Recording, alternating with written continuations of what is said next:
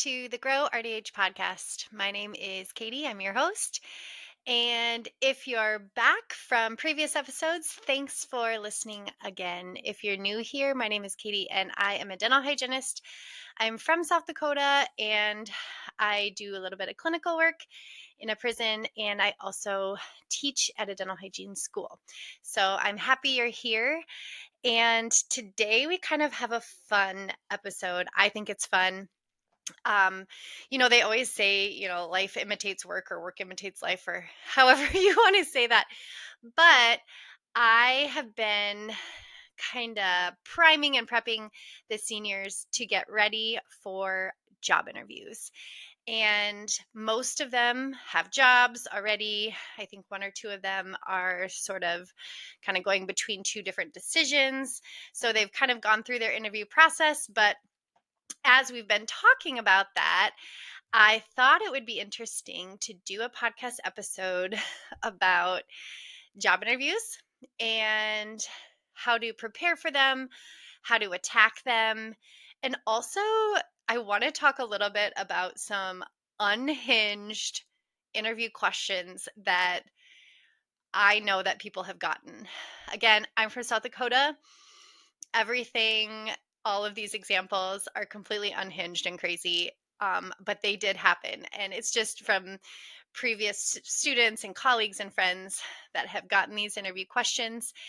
And so I just wanted to talk about them and talk about what is okay to ask in a job interview, what to do if you get some of those crazy questions in a job interview and maybe you're not sure how to respond.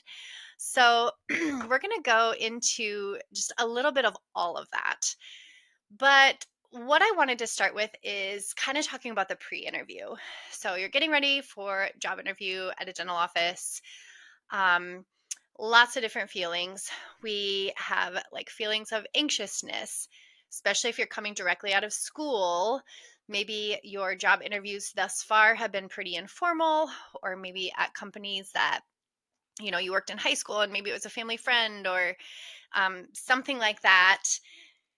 For a lot of our new grads, it is sort of the first real job interview that is kind of big, high stakes, right? It's a high stakes interview. It's their first job in the career that they've chosen. So lots of anxiousness, lots of uncertainty, and then just general feelings of nervousness that anybody has when they're going into a job interview. What we recommend and what we sort of talk about is doing practice interviews. Practice interviews are really great because even though you're not in that state of anxiety or nervousness, it does allow you to prepare for the unknown, especially if you do it through like a career center. I know a lot of universities have career centers, but even when I'm preparing for this, when you go to the Department of Labor website, they have sample questions. They have really, really good tips on how to prepare.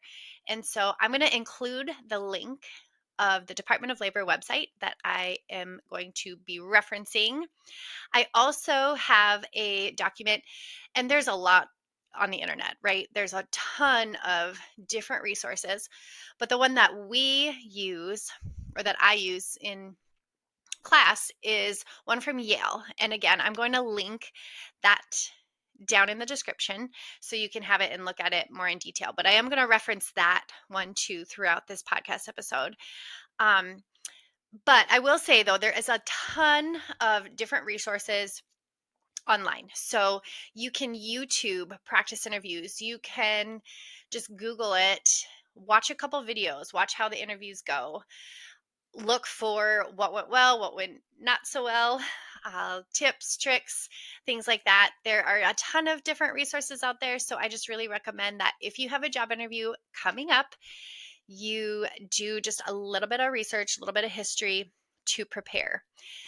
Other things that we can do to prepare for a job interview is I feel like there's people sort of in two camps.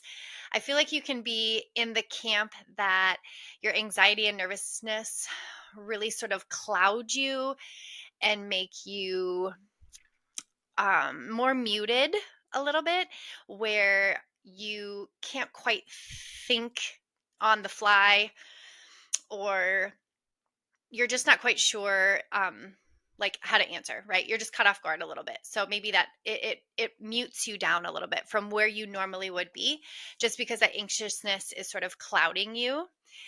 Or I think the other way that you can go is that the anxiety or the nervousness really amp you up, and it makes you um, think fast, but maybe a little more impulsive, where you're not thinking about the answers that you're giving. You're not thinking about like really the questions that you're asking.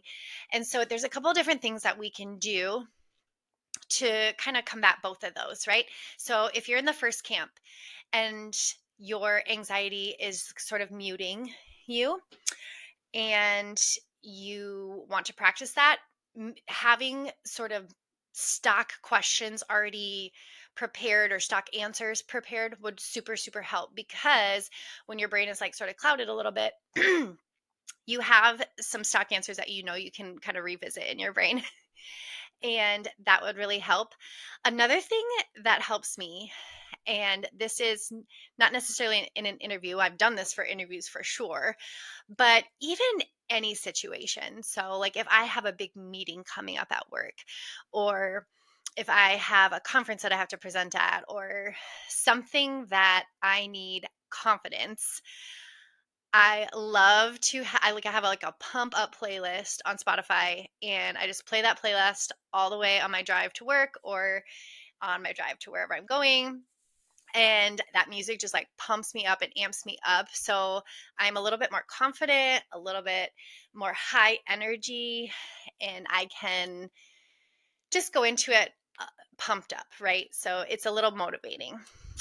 Um, on the other side of that, so maybe your anxiousness really gets you amped up and you want to calm down. So there are a couple mindfulness things that you can do. Again, YouTube, best friend. But some of those mindfulness things is just like breathing. Maybe you count to 5 before you answer the question. It's okay to pause. You're not going to look like you don't have the answer. Take a drink of water. I heard that, I don't remember where. I think it was, we had a career counselor come in to talk to the students a couple years ago. And her recommendation was, if you just need a minute, not necessarily like your brain fog, and or you're talking too fast and you feel yourself talking too fast, but you just need a minute, just take a breath, count to 5, or have a glass of water, or ask for a bottle of water or a glass of water. A lot of the times they'll ask you if you want anything. Say, yeah, I'd love a glass of water. Um, and then that gives you that like alternate thing to do, right? You have something that you can sort of go to, grab that drink of water, sip it slowly, and again, just do some mindful breathing, reset your brain so you're thinking clearly. And it just kind of slows your brain down. And so I think both of those things are really good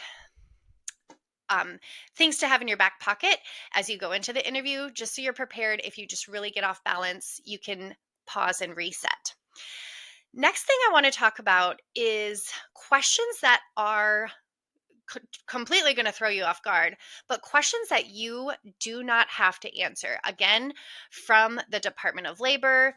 Um, there are questions that infer things about either disability or family status, anything that you could be discriminated against. They cannot ask you. And I think that's really important to remind, especially the students who haven't been through many interviews, but just even people that have been out of the workforce for a while.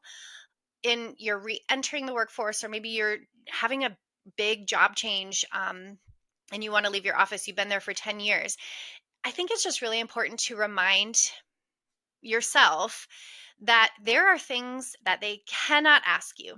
And so I'm going to just quick review those specific things. It's anything that they could discriminate against you for. So age, gender, any disability at all, race, religion, anything that they can discriminate against. And so, what I want to say first is that you do not have to answer anything. But I will caveat that by saying sometimes that's really tricky because I think that one, I don't think offices do it all the time intentionally. They might not even know that, hey, you can't ask that, that's illegal. But I think sometimes in passing conversation, I know I'm from the Midwest. I know that when a lot of people in my region get uncomfortable, we want to make small talk. And that small talk can sometimes lead into questions about yourself, about your personal life. And so sometimes it's unintentional and sometimes it is intentional.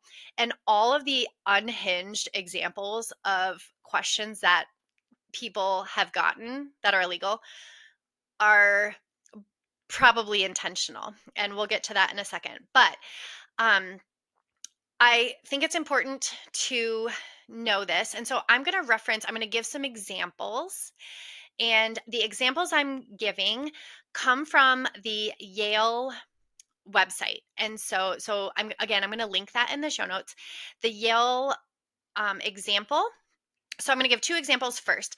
The unintentional ones, you can potentially answer the question without answering the question. And so if you think that it was not asked with ill intent, or it wasn't asked intentionally to, maybe it was just sort of getting to know you type of questions, and you feel confident, you can kind of get a read on employers pretty quickly. And so if you're getting that read from your employer that you're like, oh, I think that they were just trying to make small talk, you can answer the question without answering the question. And so this is the example from the Yale website. And the first example they gave was, are you married or do you have kids? And as a female dominated field of dental hygiene, I think it is pretty common for us to maybe get that question. Um, what I will say here, you can answer that. So you're going to infer the are you married, do you have kids question. If you're inferring that that question was asked because they may be concerned about your dedication to work life, that could be, are you going to come to school, or are you going to come to work on time? Are you going to have to leave for school events? Are your kids in activities that you need to like leave early every Thursday? So if the question is about that, you can answer it in regard to your personal life. So you could say, my personal life does not impact my professional life. And you can give examples, or you can say, I have really good work life balance, and I've been able to practice that in my previous job. I was successful at work life balance, and my personal life does not impact my ability to perform my duties. And so that is one example. Another example would be something along the lines of like, are you pregnant, or anything health status. They could ask you, your age. If you're uh, obviously they're probably going to figure out your age based on, they can kind of infer from like when you graduated dental hygiene school or how long you've been in your previous careers. They could sort of figure it out, I guess. But to directly come out and say, um, what is your age, or something specific that feels discriminatory towards your age, that would not be appropriate. And again, you can say how long you've been a professional, how long you've been in your career, how you could also talk about like your future, where you see yourself in 5 years.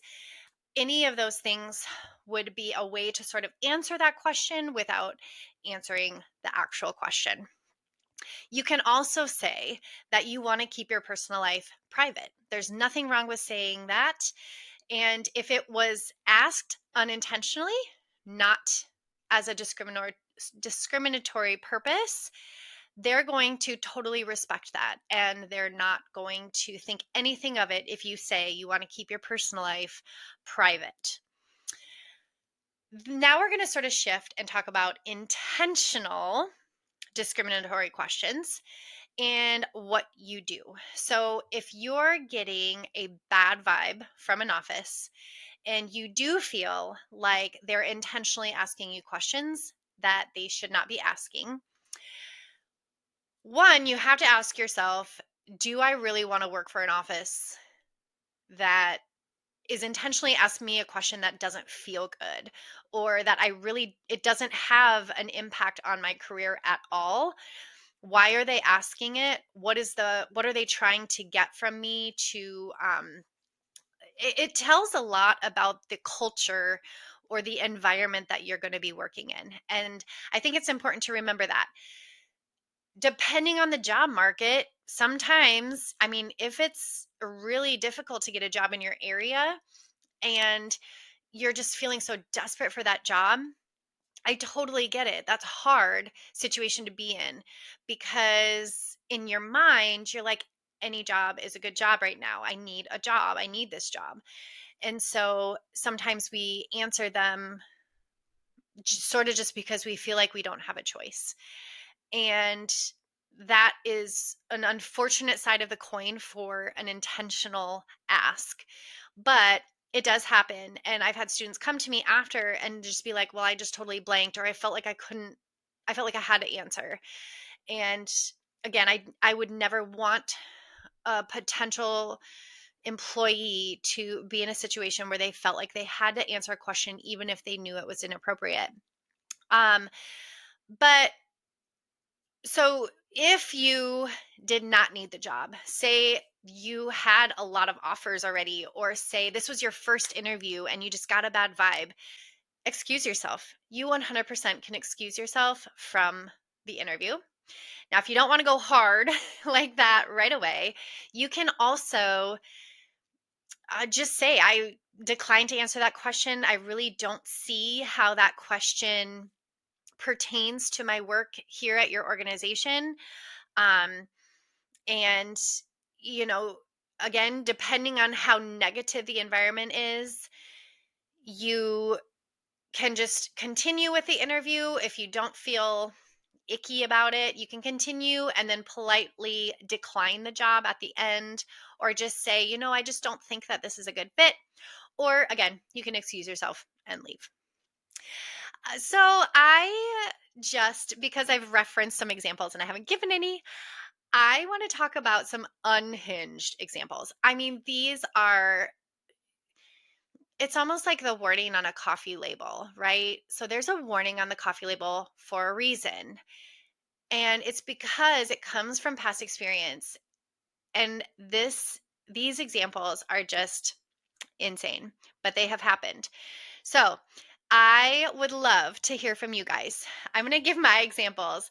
And as I'm listening to these examples, please email me, comment. If you have any horror stories or examples or just funny stories in interviews, I would love to hear them. What I would love to start doing is doing listener podcast episodes where you guys react and respond to these episodes and then give me your stories and we all share them. Because I think the more that we can communicate about these things, the more we can learn from others' experiences. And in these examples, I'm going to say what the person did in this case, and then going forward, what they maybe could have done or what some other options were. So, again, if you have any funny stories, I would love to read them on the podcast. And I will not give any clues about your region, your area. I will remove all identifiers. So there's no chance that you could ever be identified. I don't want to, call anybody out. This isn't to shame anybody. This isn't to, call out offices. All this is a learning experience for you to be able to identify when a question is wrong and what you can do if you get this question in an interview. So I would love to hear from you. My examples. First, unhinged question example is straight up, do you go to church? And that is pertaining to religion. You can discriminate against people for their religion. If somebody asks you, Do you go to church? You can politely say, my spirituality or my religious beliefs do not impact my professional career. Simple. This person did say, yeah, I go to church. I'm such and such religion, and we go to church. And the office was very pleased to hear that this person went to church. But after the interview, she felt very uncomfortable with it and sent me a message and was like, is this okay? Like, it just felt weird. And, um, I just confirmed that no, that is not okay. But she did answer it. It didn't end badly. It wasn't, again, it probably wasn't intentional. It was just an experience. Another example. Oh, I see you are from blank town. Are you blank religion? We're from South Dakota. In our region, so we're from the Midwest, right? We're right next to Nebraska, Iowa, Minnesota, North Dakota. We're very geographically isolated a little bit. And so you can tell just by regions what specific religion is dominated in that region. And this person, this colleague of mine, was from a town that was very heavily dominated in one specific religion. And that dentist also, I think, had a associate, or maybe one of the office people was also from that town, and they were very familiar with the religion. Again, not appropriate, does not pertain to the job at all. But this person was like, yeah, I'm from there, but I don't um, subscribe to that religion. And I don't know really how it ended. They didn't disclose anything of if they took the job or not. Again, they just said this felt weird. Not okay. Unhinged example. We really value health and wellness at our office. Do you go to the gym or work out? Um, I this one just bothers me, and I'm just going to go right into the second one about weight. We had somebody specifically ask, "How much do you weigh?" And I will just say right now, that to me is intentional.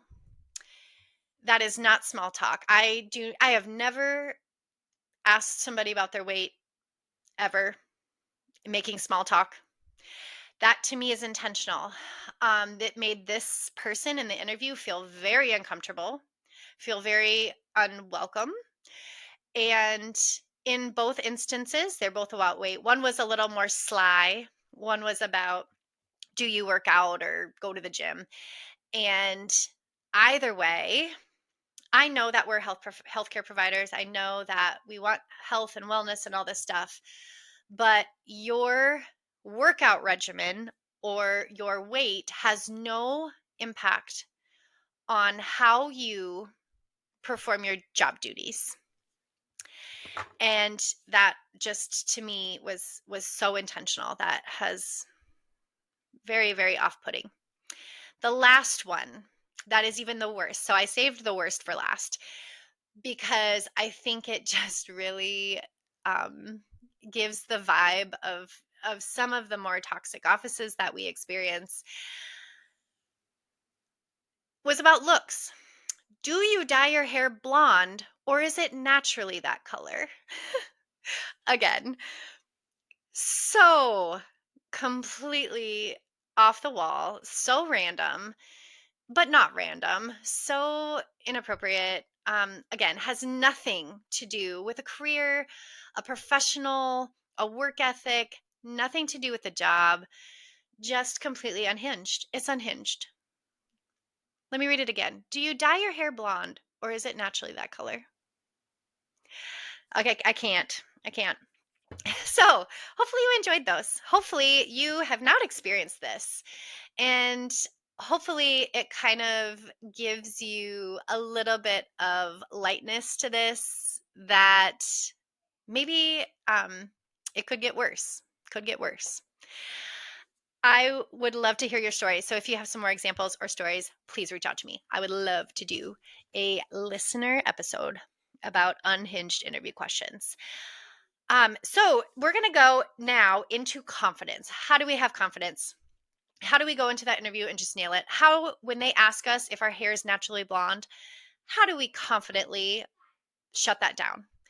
And I will say that we want to do a few things. And now I'm going to start referencing a different podcast that I have been listening to, completely unrelated to dental hygiene. It's called Her First 100K. And this podcast is about finances, it's also about career building. And they had a whole episode about interviews. So I highly recommend, if you are looking into changing jobs, if you're a new student, or sorry, a new graduate who is looking into preparing for a new interview, please go check this podcast out. It's amazing.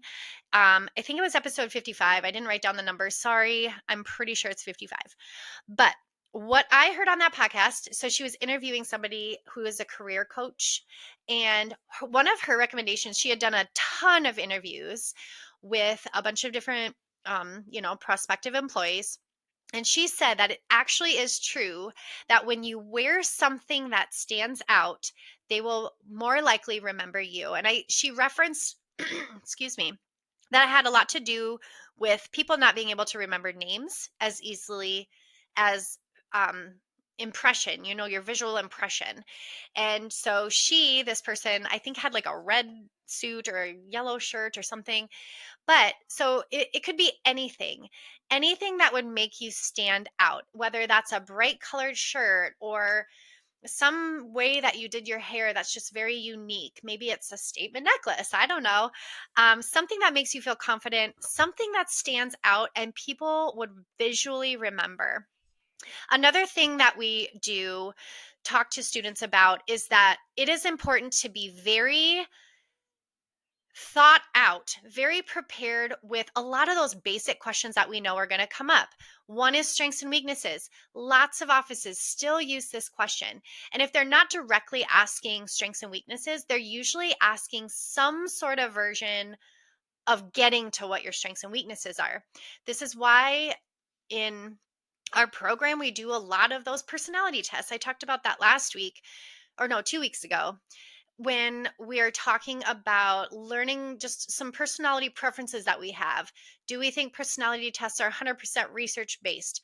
No, probably not. But does it give you verbalization of what your preferences are? Maybe you're really organized, really, time management is a huge skill.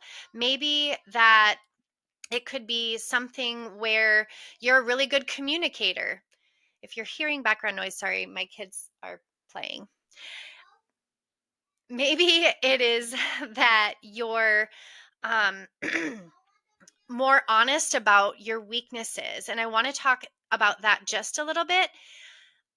Everybody that goes into interviews is going to say that, one, they're a hard worker, two, they have great work ethic, and three, they're a team player. That is the most common answers of what your strengths are.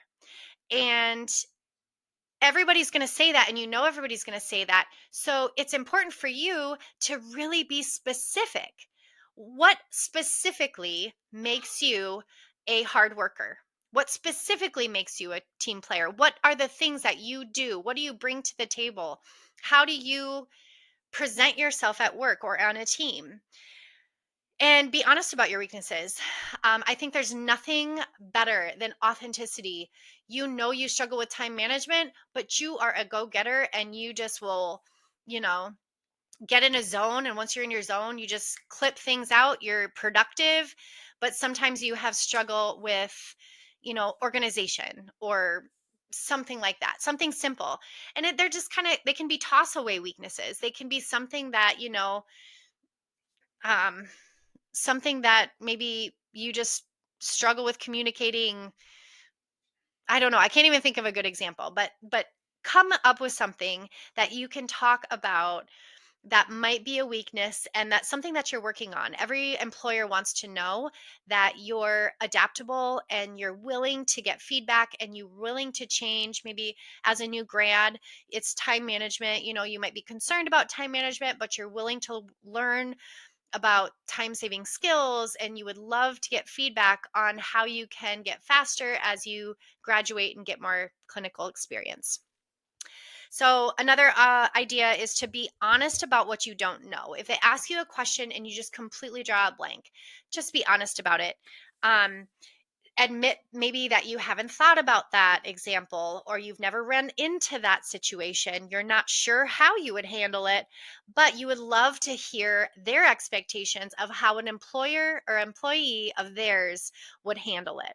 And so that's another good way to really be authentic and just admit that you might not know, but you're willing to learn and you want to improve and just be a valued member of the team. So with that, we are hitting that 30-minute mark. I appreciate you listening today. If you have any ideas or want to send in a story or something to be read on the podcast, please do it. I would love to start doing that a little bit more. Next week, we will be back on Friday, and I will catch you then.